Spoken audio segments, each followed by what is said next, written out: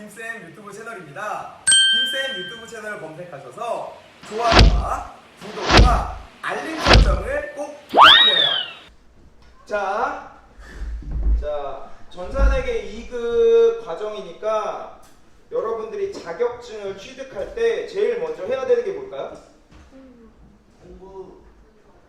그렇지. 이 자격증이 어떻게 구성되어 있는지에 대해서 먼저 알고 접근을 해야 됩니다. 예를 들어서 책에 있는 이론이 점수가 몇 점이 높구나. 그럼 이론에 많은 시간 투자해야겠죠?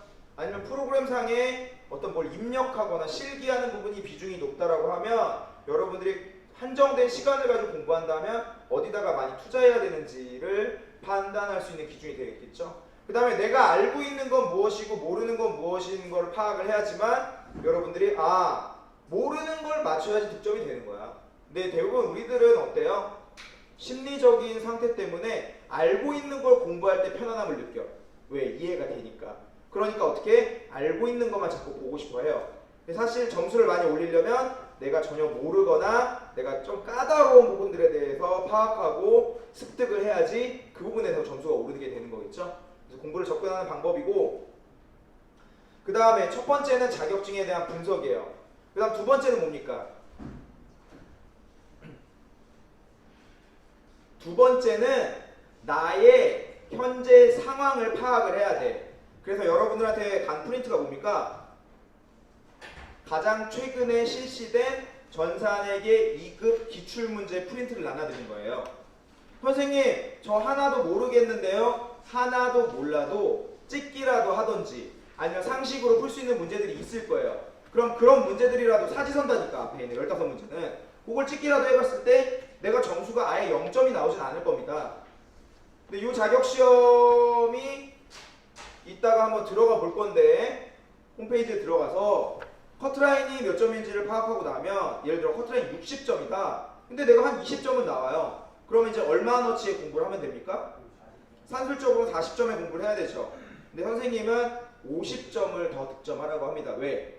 자격증 당일날은 또 막 떨리고 긴장되고 그래서 아는 것도 많이 틀려요. 그래서 카트라인 점수보다 커트라인 점수보다 10점 정도 높게 득점을 하면 실제적인 시험 결과는 커트라인에서 조금 높게 나와요.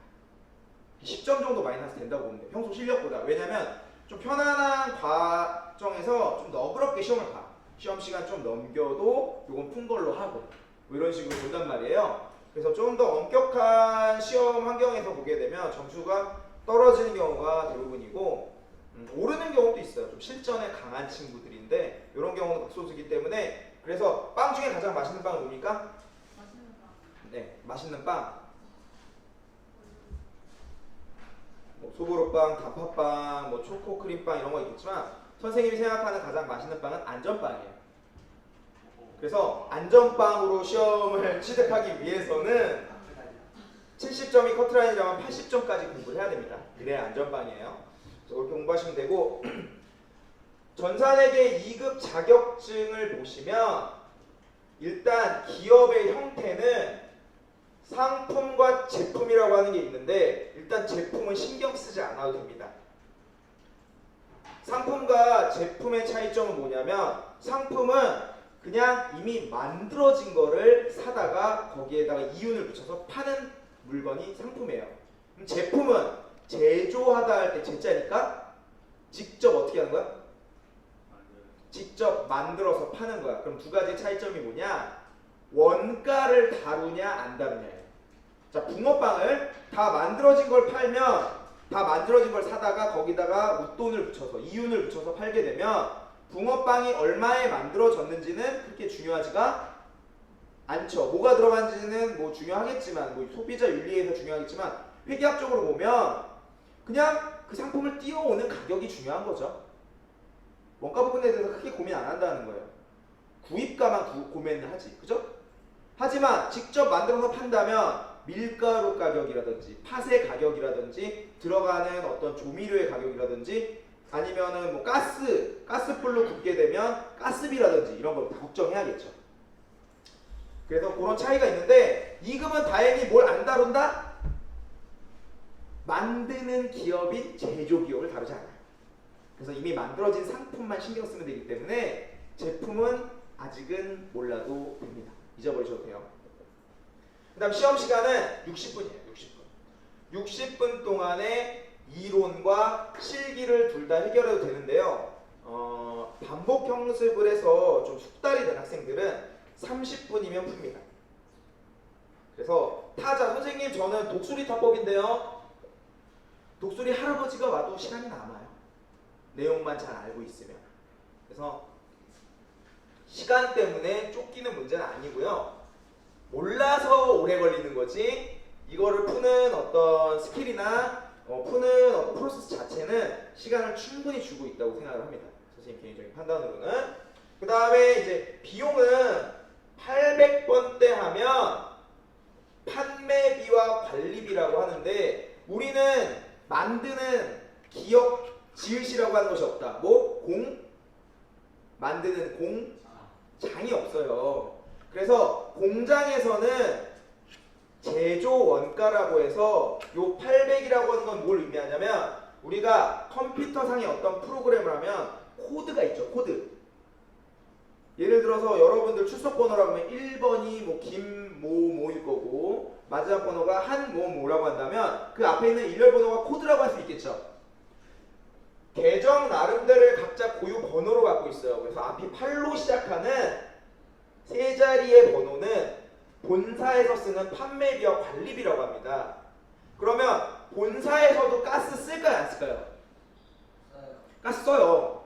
탕비실이나 아니면 라면 끓여 먹을 때 직원 가스가 필요하고 겨울엔 난방할 때잖아요. 공장에서 가스 쓸까 안 쓸까요? 공장에서 쓰죠. 그럼 두 개의 가스비가 구분을 해줘야 될 거 아니에요. 근데 2급에서는 뭐야? 구분할 필요가 없어요. 그냥 다 본사에서 했다고 생각하면 돼. 그게 몇 번대다? 800번대다. 그러니까 예를 들어서 판관비 중에 대표적인 것이 뭐 급여라든지 직원들 월급을 주는 거라든지 아니면은 임차료 같은 거예요. 임차료가 뭐냐면 공장을 빌리거나 건물을 빌렸을 때 내는 돈이야. 쉽게 말해서 월세. 근데 그 월세는 공장 월세가 있을 수도 있고 본사 월세가 있을 수도 있죠. 1급에서는 공장 월세인지 본사 월세인지 구별을 해야 된다는 거예요. 하지만 2급은 구별할 필요가 없다. 그래서 판매비와 관리비라고 하면 무조건 몇 번대다? 앞에 800번대다. 좀 고민하시면 돼요. 왜냐면 똑같은 내용이 5로 시작하는 것도 있고 8로 시작하는 것도 있어요. 근데 우리는 촬영 중이에요. 들어가 주세요. 8로 시작하는 것만 선택을 하면 됩니다. 우리의 픽은 앞에가 뭐다? 8이다. 8과 5 중에 고민할 필요가 없습니다. 자, 그러면 전체 100점의 구성 요소 중에 30점은 우리가 1학년 때 배우는 회계 원리 책에 있는 내용만으로 풀 수 있는 문제가 다. 그래서 총 15문제에 30점이라고 하면 하나에 몇 점일까요? 2점씩 15문제 사지선다예요. 그래서 회계 원리의 이론만 가지고도 풀 수 있는 문제입니다. 자, 실무 부분인데 실무 부분 여러분들이 좀 생소한 걸 거예요. 크게 나누면 세 가지 파트로 나눌 수가 있는데요. 첫 번째, 회사에서 우리는 어떤 가정을 하냐면 전산회계 2급이 가장 전산회계 중에서 가장 처음에 하는 가장 낮은 급수의 시험이에요. 그러니까 뭐야? 회사에 있는 정보를 입력하는 것부터 시작을 합니다. 그러면 회사, 사업을 하는 사람들이 하나씩 가지고 있어야 되는 게 사업자 등록증이에요. 그런 걸 입력하는 거라든지 작년에 전기라고 하는 건 전 기간, 전 회계 기간을 말하는데 전 회계 기간에 BS라고 하는 건 나중에 배울 거야. 보고서. 밸런스 시트라고 해서 재무 상태표를 의미하고 IS는 인컴 시트라고 해서 손익계산서를 의미하는데 지금 몰라도 돼. 어차피 나중에 다 자세하게 알려드릴 거예요. 그래서 전년도에 사용했던 보고서가 입력이 안 돼 있으면 그걸 입력하는 메뉴가 있어요. 그러니까 쉽게 얘기해서 기초정보관리는 입력하는 거야. 그럼 뭐야? 정보를 가지고 그 정보를 프로그램상에 입력하는 방법만 알면 나머지는 뭐야? 글자만 읽을 줄 알고 손가락으로 타이핑만 할 줄 알면 풀 수 있는 문제라는 거죠. 어렵나요? 푸는 방법 한번 배웠어? 롤로 따지면 궁 쓰는 방법 한번 배워놨죠. 궁이 알기라는 거 다 알잖아. 그럼 궁을 어떤 타이밍에 어떻게 써야 되는지만 알면 되죠. 맞아요? 쏙쏙 들어오죠? 자, 그 다음에 자료 입력하는 거, 다른 회계와 관련된 예를 들어서 거래처에 대한 정보라든지, 그 다음에 초기 2월이라고 해서 작년에 남아있던 회사가 여러 개로 나눠져 있는, 예를 들어서 외상값은 회사에서는 꼭 한 회사에만 있을까요? 아니지. 여러 회사에 걸쳐 외상값이 있을 수 있죠. 그거를 외상값이 외상 매출금이라고 표시가 된다면 그걸 회사별로 구분을 해줘야겠죠. 그게 거래처별 초기 2월 그런 메뉴가 있어요. 그 다음에 여기까지가 그냥 정보를 입력하는 부분이에요. 아니면 이미 입력된 정보가 잘못돼 있다면 어떻게 해줘야 되죠? 수정해주는 문제예요. 아니면 오히려 두 개가 중복으로 입력돼 있어. 하나 어떻게 해야 돼? 그렇죠. 삭제, 지우고 버려주는 그런 작업들을 하게 됩니다. 그 다음 이제 일반 전표 입력은 일단은 어떤 회계가 발생하면 회계 처리를 하게 되겠죠. 우리가 수업 시간에 나누어서 기입한다. 회계는 분계라고 배웠어요. 맞아요? 분계를 입력하는 것이 일반 전표 입력이에요.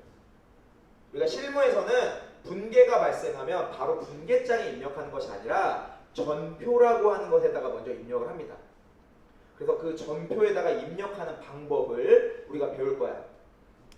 그러면 전표에다 입력하는 방법 자체는 간단합니다. 그러면 뭐가 안 돼서 못 푸는 거야, 이 문제는? 분계가 안 되는 거야. 그래서 우리가 분계를 많이 해봐야 돼요. 그 다음에 이미 입력된 일반 전표 거래 정보인데 잘못되어 있는 건 어떻게 해야 돼? 이미 장부에다가 기입되어 있는데 이게 잘못된 정보야. 그럼 어떻게 해줘야 돼? 수정 또는 정정을 해줘야겠죠? 그럼 오류에 대해서 정정해 주는 거야. 그러니까 요걸 입력할 줄 알면 그걸 찾아서 고치는 것도 물론 할 수 있겠죠. 맞아요? 그 다음에 그런 느낌이죠. 청바지를 만들 줄 알면 당연히 수선할 줄도 알게 되겠죠. 만들 수 있는 사람인데 수선하는 거야. 그렇게 어렵지 않겠죠? 요게 만드는 과정이라면 요거 수선하는 과정입니다. 그 다음에 일반 전표 입력에서 12월 31일 우리가 보통 회계기간을 보통 일반적으로 1년 기준으로 많이 하는데 1월 1일부터 12월 31일까지 회계를 12월 31일 날 마지막 날에 정리를 합니다. 그걸 두 글자로 뭐냐? 결산이라고 해요. 결말, 마지막 할 때 결말자예요. 결말을 어떻게 하는 거야? 계산해서 정리하는 거예요. 마지막 기말고사, 기말 때 결산 정리 사항을 그래서 정리하는 분계는 따로 나누어서 합니다. 일반 분계하고 달리 결산 분계라고 해서 그러한 결산 분계들을 입력하는 거예요. 요거는 좀 특수하게 일반 분계하고는 결산 정리 사항은 좀 따로 배워야 돼요. 결산 때 하는 분계는 조금 복잡해. 왜? 1년 동안에 분계한 걸 정리하는 분계입니다. 복잡하긴 한데 그렇게 어렵지 않아요. 어렵다고 생각하니까 어려운 거지. 그 시험에 나오는 9가지 유형이 있어요. 그 9가지 유형을 하나씩 순차적으로 공부하시면 됩니다. 그럼 여기까지 하면 모든 회사에 대한 정보를 입력했고 거래 분계도 다 했고 결산해야 하는 분계도 다 했죠. 그러면 다 입력이 됐다는 거야. 그러면 전산회계 프로그램은 좋은 게 뭐냐면 이런 것들을 입력하면 자동으로 보고서가 작성이 돼요. 보고서를 따로 입력 안 된다는 얘기예요. 그러면 그 보고서에 자동으로 들어간 정보를 조회를 해서 그 조회하는 문제가 장부조회 문제입니다. 그래서 전산회계 자격증 시험은 여러분들이 회사에서 실제로 회계 처리를 하는 그 프로세스대로 만들어진 시험이에요. 굉장히 선생님 개인적으로 잘 만들어진 시험이라고 봅니다. 그래서 우리가 실기하고 이론하고 30대 70이죠. 너무 지직거린다. 그러면 일단 우리가 문제의 배점 구성으로만 봐도 뭘 먼저 해야겠어요? 실무만 다 맞아도 70점이 나옵니다. 그리고 조금 더 나아가 보면 얘는 사지선다야.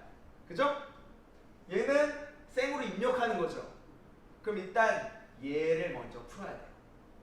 시험에 주어진 60분 중에 얘를 먼저 풀고 얘를 푸는데 55분이 지났어. 근데 얘는 완벽하게 푼 것 같아. 하지만 어때? 사람은 의심을 해봐야 돼. 빵 중에 가장 맛있는 빵은 무슨 빵이라고? 안전빵으로 하려면 얘를 풀면 좋은데 5분밖에 안 남았어요. 그럼 어떻게 해야 돼? 1, 2, 3, 4니까 25%야. 한 번으로 몰아서 15문제를 찍으면 30 곱하기 확률적으로 100분의 25로 하면 7.5점은 나옵니다. 평균적으로. 그럼 여기서 뭡니까? 소름 돋았죠? 여기서 62.5점만 득점을 해주면 여기서 7.5점 땄고 70점 커트라인이면 70점이 나오는 거죠. 물론 학교 교사로서 이런 말을 하면 안 되지만 100점을 맞아야 되는 게 맞죠? 하지만 자격증 시험에 여러분들이 어떤 취업과 진학에 도움이 된다면 난 과감히 이런 이야기를 유튜브에서 할 수 있습니다. 실무 부분을 좀 쪼개봅시다. 너무 두리뭉실하죠? 자, 실무 부분을 좀 쪼개보면 구체적으로 기초정보관리에서는 18점이 나와요. 70점 중에서 지금 70점을 쪼개보는 거야. 그래서 아까 얘기했던 사업자 등록증이 한 문제가 나오는데 이게 보통 6점짜리가 하나 나오고요.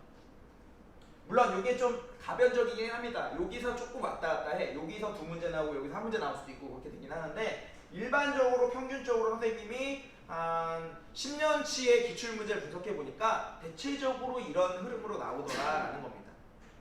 두 번째, 기초정보관리에서 거래처라든지 전기분 보고서라든지 아니면 계정 과목 중에서 일반적으로 기본적인 계정 과목이 다 입력돼 있어요. 근데 우리 회사만 쓰는 계정 과목이 추가로 필요한다 그러면 어떻게 하면 돼? 추가로 입력해 주면 되겠죠. 그 문제가 계정 과목 및 적용 등록이랍니다. 그 다음에 아까 얘기했던 거래처별 초기이원, 뭐 외상값이라든지 못 받은 돈이라든지 이게 거래처별로 나눠져 있다면 기초 1월 1일 날 거래처별로 그것들을 쪼개줘야 돼요. 그래서 거래처명 입력해주고 이 거래처에는 예를 들어 3천만 원 중에서 주식회사 김쌤에는 1,000만 원의 외상값이 있고 2천만 원은 주식회사 부천 상업고에 있다라고 하면 그거를 회사 이름과 금액을 이렇게 나눠주는 작업이 거래처별 초기이원이에요. 그래서 여기까지는 뭐냐? 절대 틀리면 안 되는 문제예요.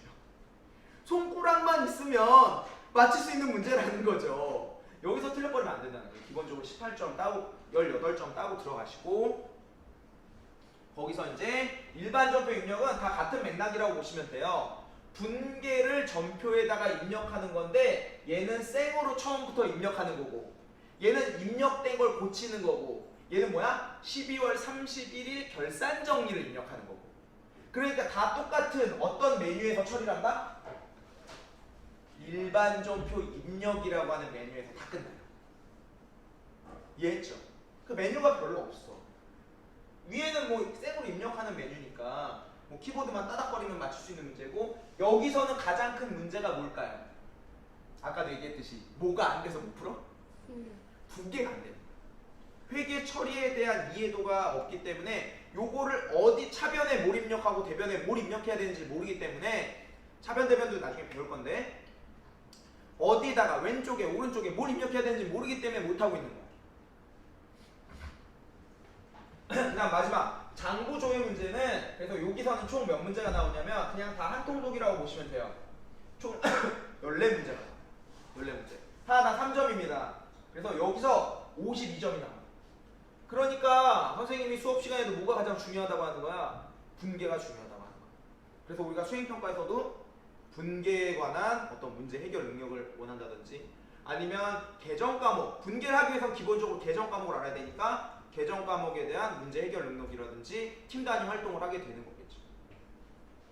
마지막으로는 다 입력된 거를 클릭해서 조회하는 거죠. 그러니까 예를 들어서 여러분들이 뭐 조회 같은 걸 하는 경우가 있죠. 자격증 시험을 보고 합격자 조회하기 위해서 뭐야?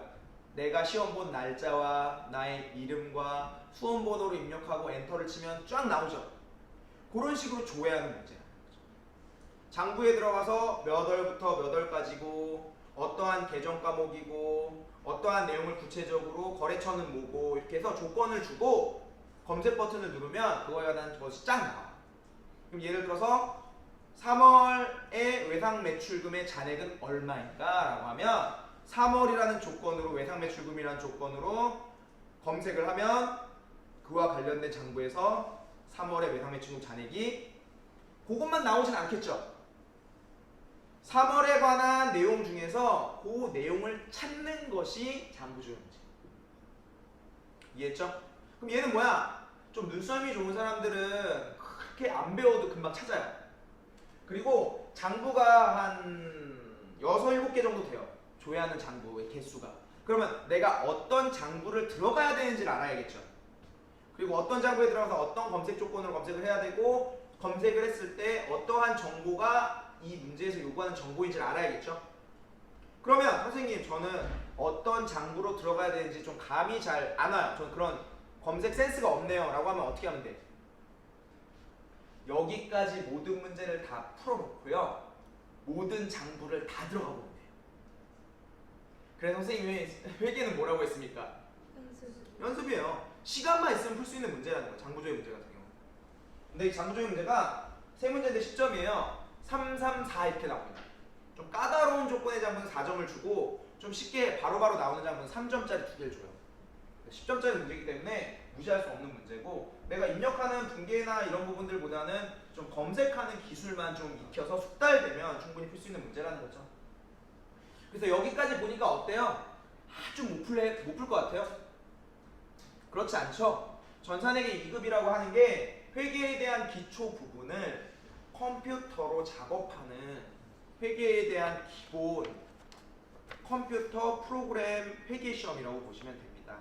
그래서 오늘은 전산회계 2급 자격증 분석에 대해서 해봤습니다. 그래서 유튜브에 열혈김쌤 또는 김쌤 채널 검색하셔서 좋아요와 구독을 부탁드립니다. 다음 시간에 더 좋은 콘텐츠로 뵙겠습니다. 안녕.